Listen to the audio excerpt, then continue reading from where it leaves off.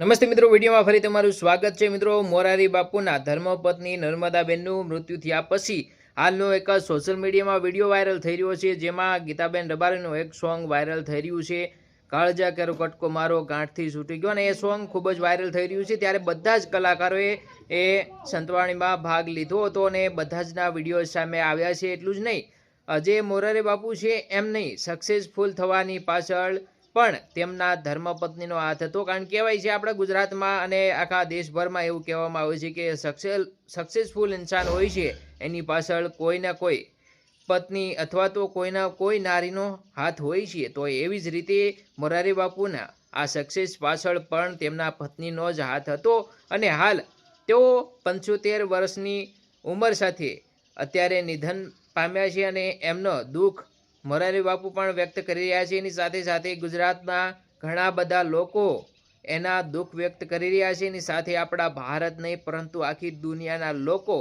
જે પણ મોરારી બાપુને જાણતા હતા, માનતા હતા, એ લોકોએ પણ દુઃખ વ્યક્ત કર્યું છે। ત્યારે આ મોરારી બાપુ માથે જે આ દુઃખ પડ્યું છે અને એના સમાજ આ દુઃખ સહન કરવાની શક્તિ ભગવાન આપે એવી આપણે પ્રાર્થના કરશું, ને કમેન્ટ બોક્સમાં ઓમ શાંતિ લખવાનું ભૂલતા નહીં।